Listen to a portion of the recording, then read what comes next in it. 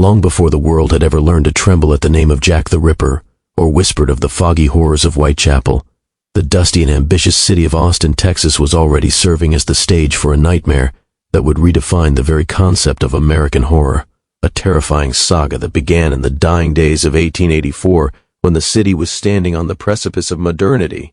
desperate to shed its rough frontier image and emerge as a beacon of civilization, with its grand new Capitol building rising from the earth and the soft glow of artificial gas lamps promising to banish the ancient darkness of the plains. However, beneath the veneer of Victorian politeness and the bustling commerce of Congress Avenue, a silent and malignant force was waking up, a predator that did not care for the city's ambitions or its laws, but instead hungered for the specific intimacy of the kill, choosing the shadows of the servant quarters behind the wealthy mansions as its hunting ground, places where the invisible workforce of the city, the cooks, the maids, and the laborers, slept in wooden shacks that offered little protection against the biting cold of the winter wind or the sharp edge of a steel axe. The horror officially began on the freezing night of December 30th, 1884, a New Year's Eve that was meant to be a time of celebration and renewal, but instead became the opening chapter of a tragedy written in blood, centering on a young African-American woman named Molly Smith, a well-liked and hard-working cook who lived in a small apartment behind the Hall family residence on West Pecan Street, a location that was considered safe and respectable, nestled in the heart of the city's affluent district. Molly was not alone that night. She shared her bed with her boyfriend, Walter Spencer, and the two had retired for the evening after a long day of labor, blowing out the candles and listening to the wind howl outside, unaware that the darkness in the room was not empty. For the killer who would soon bring the city to its knees was already watching them, a phantom who possessed the uncanny ability to slip through locked doors without triggering a sound, and who moved across creaky floorboards with the weightlessness of smoke. Sometime in the deepest, most silent hour of the night, while the rest of Austin slept under heavy quilts,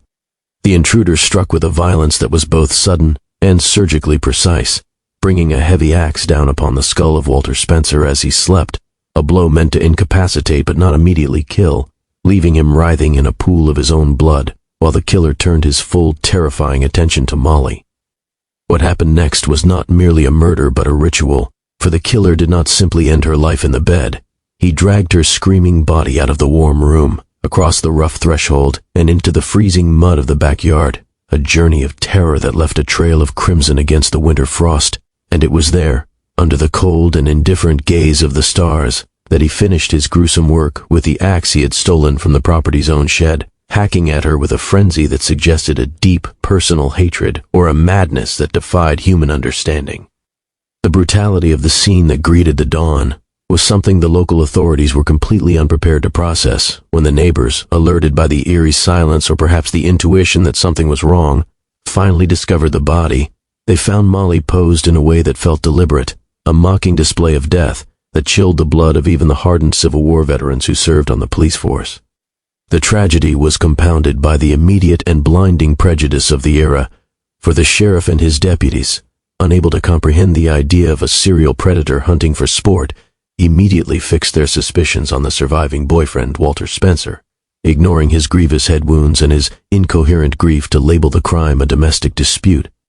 a crime of passion that, while tragic, was considered a common and solvable affair by the narrow standards of 1885 justice. They arrested Walter, dragging a half-dead man to jail, and assured the terrified public that the monster had been caught, that justice would be swift, and that the sanctity of their growing city was secure. Willfully ignoring the strange clues that didn't fit their narrative, the lack of footprints in the mud, the silence of the neighborhood dogs who usually barked at the slightest provocation, and the terrifying fact that the axe had been wiped clean and placed with a strange gentleness near the body. As Molly Smith was laid to rest and the city of Austin tried to shake off the grim start to the new year, a false sense of security settled over the streets like a fog. With the newspapers moving on to other stories and the wealthy families returning to their dinners, completely unaware that the man they had arrested was innocent, and that the true beast was still out there, walking among them, watching the lights go out in other windows, and realizing with a sick satisfaction that he had gotten away with it, that the police were blind, and that the entire city was nothing more than a flock of sheep waiting for the wolf to return. This was not the end of the violence. It was merely the prologue, the testing of the waters by a killer who was learning, evolving, and preparing to unleash a reign of terror that would turn the spring of 1885 into a season of weeping, where the sound of a twig snapping in the night would be enough to stop the heart of a brave man. and where the shadows of the backyard would become the most terrifying place on earth. As the bitter chill of winter slowly retreated from the Texas plains and the wildflowers began to bloom across the hills surrounding Austin, a deceptive tranquility settled over the city, a fragile peace born from the mistaken belief that the horror of New Year's Eve was an isolated tragedy, a singular act of domestic violence that had been solved with the arrest of Walter Spencer, allowing the wealthy citizens to return to their social galas and the laborers to their toil without the constant looking over their shoulders that had plagued them in January. However, this silence was not the absence of danger, but rather the patient breathing of a predator who was waiting for the moon to cycle and the shadows to lengthen. And as the calendar turned to May 1885, bringing with it the heavy, humid air of the southern spring, the midnight assassin decided that the intermission was over, and it was time to remind the city that the devil was not in a jail cell, but was still walking free among them. On the night of May 6th, the illusion of safety was shattered with a brutality that eclipsed even the first murder, targeting Eliza Shelley, a cook for Dr. L.B. Johnson who lived in a small cabin on San Jacinto Street, a location that was terrifyingly close to the center of town, proving that the killer was becoming bolder, venturing out of the periphery and into the populated heart of the capital.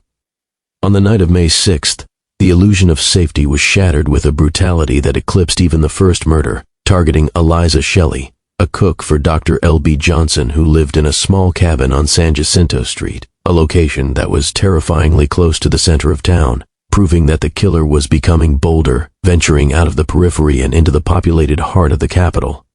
Unlike the first attack, where the motive was muddy, the murder of Eliza Shelley was a masterclass in calculated terror. The killer silently pried open the door of her cabin while she slept, moving with such ghostly stealth that her 3 children, who were sleeping in the same room, did not wake until the morning sun revealed the nightmare, finding their mother gone from her bed and the floorboards stained with a trail of blood that led out into the darkness. Eliza's body was discovered in the yard, her head split open with an axe that had been wielded with such demonic force that it suggested a rage beyond human comprehension. Yet once again, the scene was devoid of footprints, devoid of clues, and marked by a chilling tidiness where the weapon was left wiped clean near the corpse, a signature that the police were only just beginning to recognize with a growing sense of dread. The shock of this second murder sent a tremor through the city that cracked the foundations of their confidence. For Walter Spencer was still behind bars, and the uncomfortable truth began to dawn on the authorities that they had an innocent man in chains, while the real monster was free to hunt at will, turning the domestic dispute theory into ash and replacing it with the terrifying realization that they were dealing with a serial offender, a term that didn't even exist in the lexicon of 1885. Panic began to bubble under the surface of the city, but before the police could even formulate a plan or organize a patrol, the killer struck again with a rapidity that left the community reeling, waiting only 2 weeks before descending upon his next victim, Irene Cross, a servant for the sophisticated master of the house, Mr. Whitmer.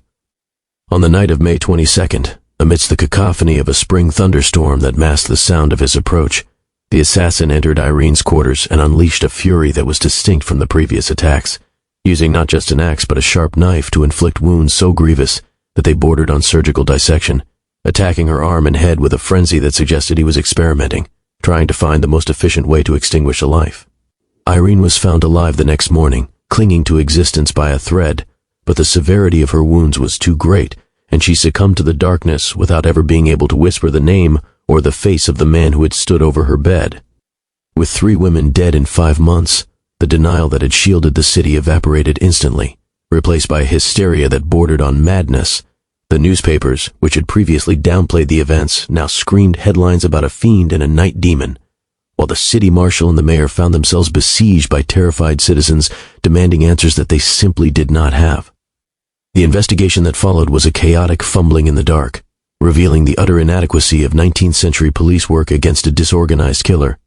They brought in bloodhounds from nearby counties, hoping the dogs would pick up a scent from the crime scenes. But the killer seemed to be a phantom who left no trace for the animals to follow, or perhaps the scent was washed away by the spring rains, leading the dogs on wild goose chases that ended in confusion and frustration. Desperation led the authorities to hire private detectives, including agents from the famous Pinkerton Agency, who arrived in Austin with their derby hats and confident swaggers, promising to use modern deduction to trap the beast. Yet they too found themselves chasing shadows, arresting drifters and vagrants who looked suspicious but had no connection to the crimes, filling the jails with men whose only crime was poverty, while the true killer likely watched from the crowd, unseen and unsuspected.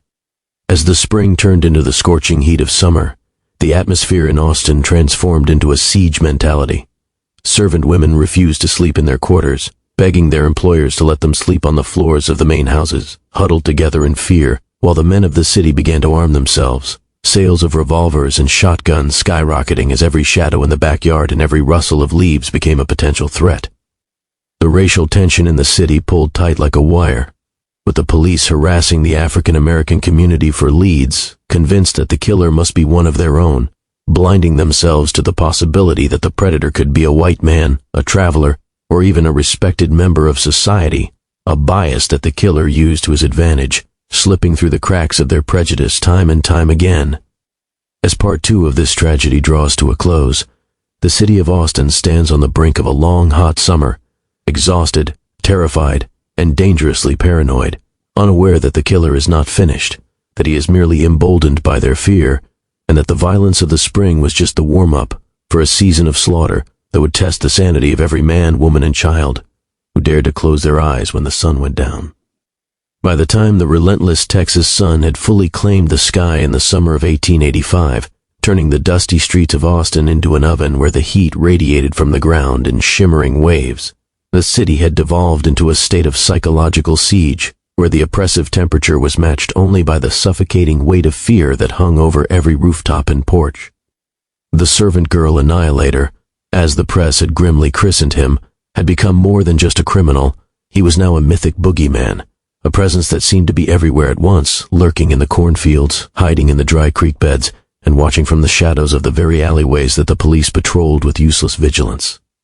As August arrived, bringing with it nights that were hot, sticky, and dangerously dark due to the rudimentary street lighting that left vast swaths of the city in total blackness, the killer decided to escalate his campaign of terror, abandoning the stealthy, silent kills of the spring for attacks that were brazen, loud, and shockingly violent, as if he were taunting the armed men who sat awake with shotguns on their knees.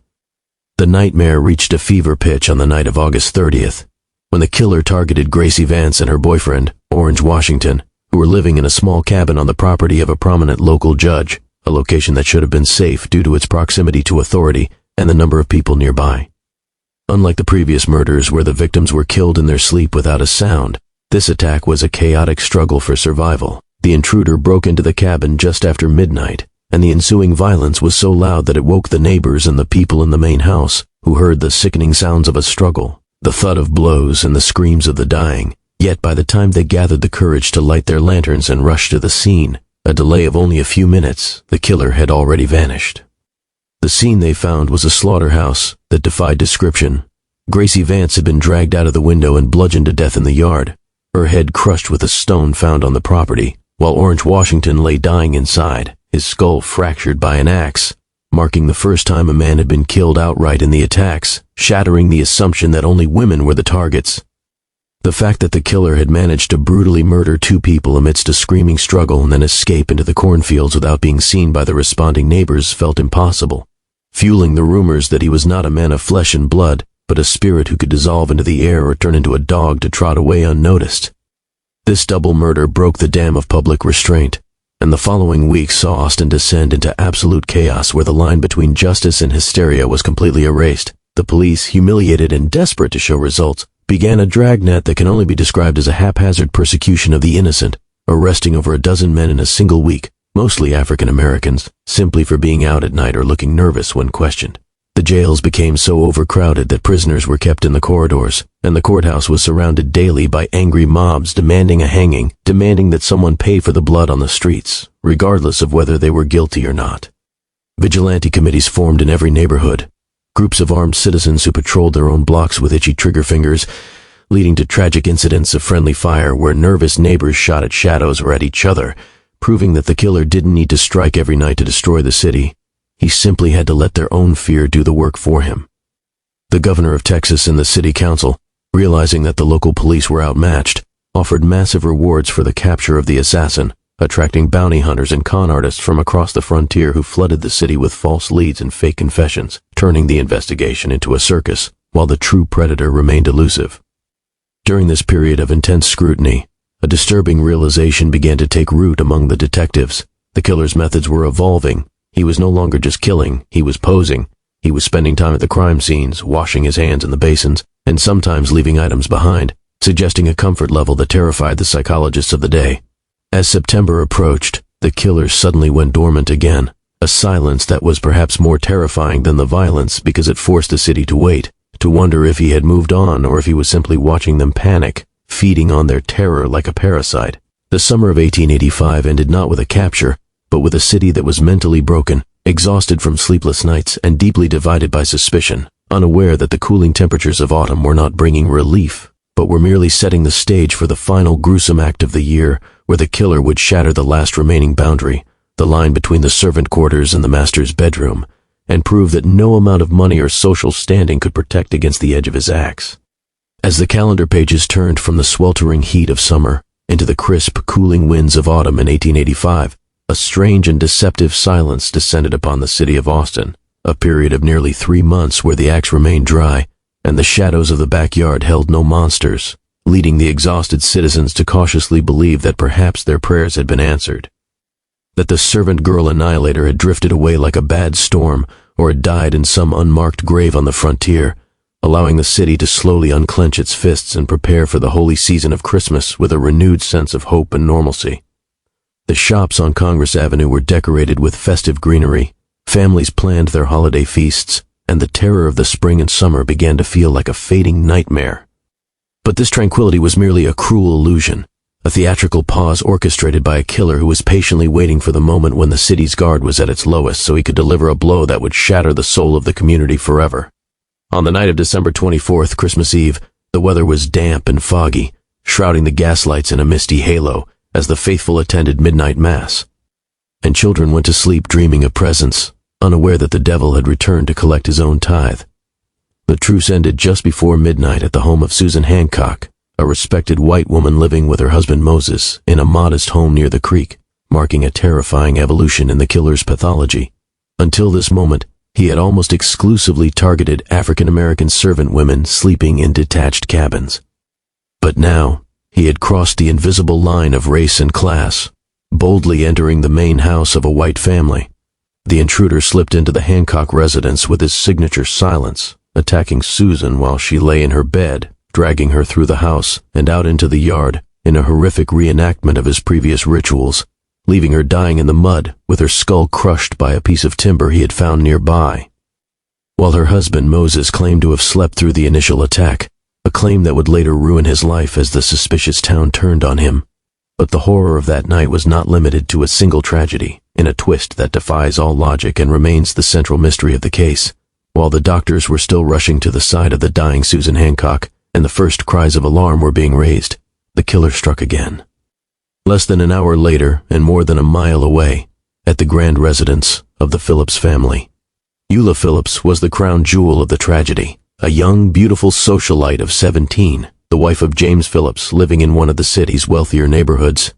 The killer entered their home by removing a window pane, creeping past the sleeping husband to reach Eula, and unleashing a violence so extreme it suggested a frenzy of pure hatred.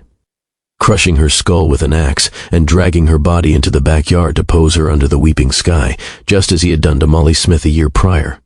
The discovery of this second victim so soon after the first and so far away sent the city into a state of immediate and total anarchy. The fire bells of Austin began to ring, not with the rhythmic toll of the hour, but with a frantic, continuous clanging that signaled a catastrophe,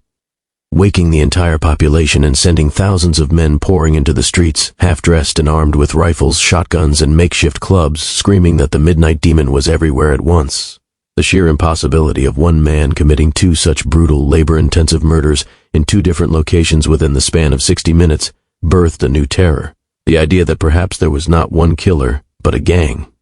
or that the killer possessed a supernatural speed, moving through the sewers or flying over the rooftops. The scene on the streets that Christmas morning was one of bedlam. Mobs roamed the alleys, nearly lynching innocent men in their panic. Neighbors accused neighbors, and the police were utterly paralyzed, watching as the bodies of 2 white women, protected by wealth, marriage, and status, were laid out in the morgue alongside the servant girls, proving once and for all that no door in Austin was strong enough to keep the monster out. The Christmas of 1885 was not celebrated with joy, but marked by a black shroud of mourning and a fear so palpable it tasted like metal in the mouth. The husbands of the victims, Moses Hancock and James Phillips, were immediately suspected by a police force that couldn't admit their own incompetence. Yet the evidence against them was non-existent, and the public knew deep down that the same hand that had killed Molly, Eliza, and Gracie had now claimed Susan and Eula. As the sun set on Christmas Day, Austin was a broken city, its spirit crushed by a phantom who had turned their holiest night into a slaughterhouse, and the realization set in that they were fighting a war they could not win with guns or laws, leading the desperate city fathers to consider a radical, almost science fiction solution to banish the night forever, setting the stage for the final strange legacy of the Midnight Assassin, the building of the towers that would turn night into. In the wake of the Christmas Eve massacre, the city of Austin did not simply grieve, it underwent a fundamental psychological transformation, shedding its identity as a hopeful frontier town and becoming a place defined by a singular, overwhelming paranoia where the night was no longer a time for rest, but a hostile territory occupied by an invisible enemy. A shift that forced the authorities to admit that their traditional methods of policing, the patrols, the bloodhounds, and the curfews, were utterly useless against a phantom who could slaughter the wealthy in their beds and vanish before the blood had even cooled. The investigation that followed the double murder was a masterclass in incompetence and desperation.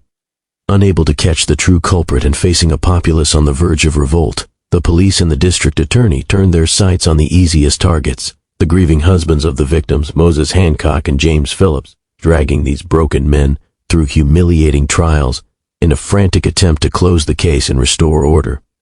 Yet the public knew, with a deep and instinctual dread, that the men in the dock were innocent, and that the creature who had wielded the axe was still out there, watching the circus of the courtroom with amusement. Defeated by the darkness, the city council made a decision that was as radical as it was historic. Concluding that if they could not police the shadows, they would simply abolish them entirely. In a desperate bid for survival, they authorized the purchase of 31 massive moonlight towers from the city of Detroit, gigantic, spindly skeletons of iron that stood 165 feet tall, looming over the city like the watchtowers of a prison camp. These were not mere streetlights. They were industrial suns, fitted with carbon arc lamps so powerful that when they were finally illuminated, they bathed the entire city of Austin in an eerie, pale blue glow that mimicked the light of a full moon, a light so intense that residents claimed they could read a newspaper in their backyards at 3 in the morning. And chickens would start roosting in the middle of the night, confused by the artificial dawn. The psychological effect of the towers was immediate and profound. They stripped the killer of his greatest weapon, the cloak of darkness, and turned every alleyway and garden into a brightly lit stage where there was nowhere to hide. And whether it was the light that spooked him, or simply that his dark urges had been satiated, the Midnight Assassin never struck in Austin again once the towers began to rise. The killings stopped as abruptly as they had begun, leaving the city with a collection of rusting iron giants and a silence that felt heavy with unanswered questions.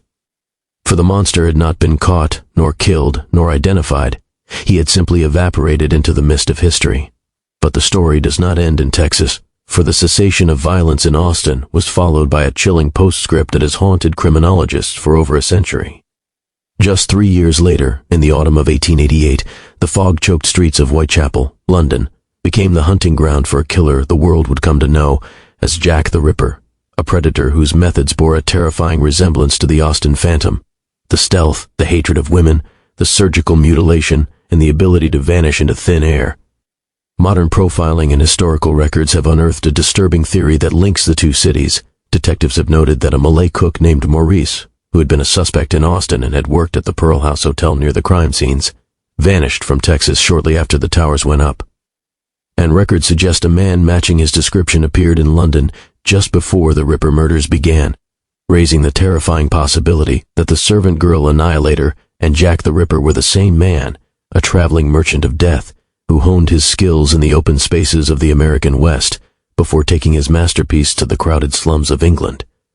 Today, if you walk the streets of Austin at night, you will still see the moonlight towers standing tall against the skyline, the last of their kind in the world, listed on the National Register of Historic Places and celebrated as quirky local landmarks by those who do not know their history.